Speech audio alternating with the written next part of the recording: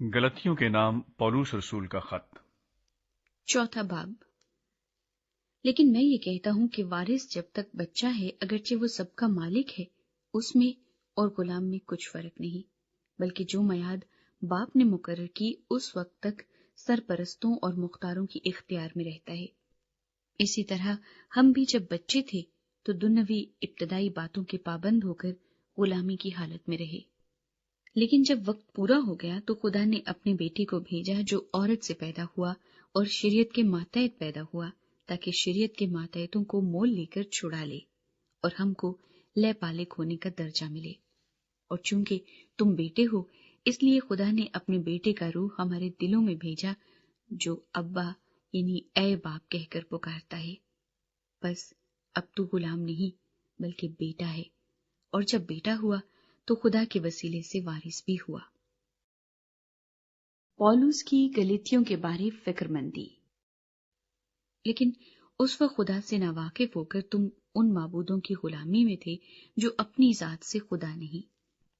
मगर अब जो तुमने खुदा को पहचाना, बल्कि खुदा ने तुमको पहचाना, तो उन ज़ईफ और निकम्मी इब्तदाई बातों की तरफ किस तरह फिर रुजू होते हो जिनकी दोबारा गुलामी करना चाहते हो। तुम दिनों और महीनों और मुकर्ररा वक्तों और बरसों को मानते हो। मुझे तुम्हारी बाबत डर है, कहीं ऐसा ना हो कि जो मेहनत मैंने तुम पर की है बेफायदा जाए।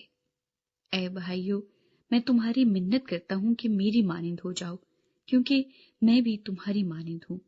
तुमने मेरा कुछ बिगाड़ा नहीं, बल्कि तुम जानते हो कि मैंने पहली दफा जिस्म की कमजोरी के सबब से तुमको खुशखबरी सुनाई थी, और तुमने मेरी उस जिस्मानी हालत को जो तुम्हारी आजमाइश का बाइस थी ना हकीर जाना, ना उससे नफरत की, और खुदा के फरिश्ते बल्कि मसीह यीशु की मानिंद मुझे मान लिया।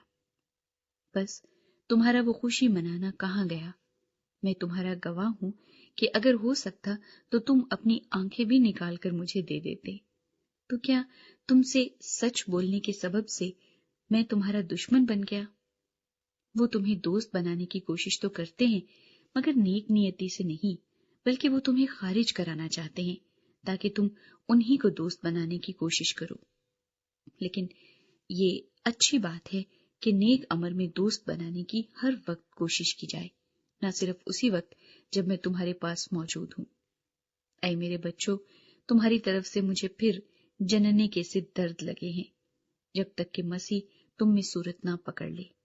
जी चाहता है कि अब तुम्हारे पास मौजूद होकर और तरह से बोलूं, क्योंकि मुझे तुम्हारी तरफ से शुबा है। हाजरा और सारा की मिसाल। मुझसे कहो तो तुम जो शरीयत के मातहत होना चाहते हो, क्या शरीयत की बात को नहीं सुनते? ये लिखा है कि अब्राहम के 2 बेटे थे, एक लौंडी से, दूसरा आजाद से। मगर लौंडी का बेटा जिस्मानी तौर पर और आजाद का बेटा वादे के सबब से पैदा हुआ। इन बातों में तमसील पाई जाती है, इसलिए कि ये औरतें गोया 2 अहद हैं।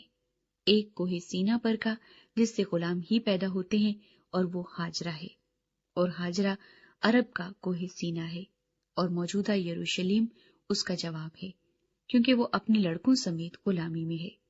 मगर आलम वाला की यरूशलेम आजाद है, और वही हमारी माँ है, क्योंकि लिखा है कि ऐ बांझ, तू जिसके औलाद नहीं होती खुशी मना।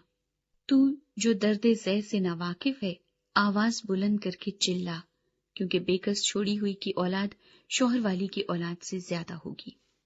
बस ऐ भाइयों, हम इसहाक की तरह वादे के फर्जंद हैं, और जैसे उस वक्त जिस्मानी पैदाइश वाला रूहानी पैदाइश वाली को सताता था, वैसे ही अब भी होता है। मगर किताब मुकद्दस क्या कहती है?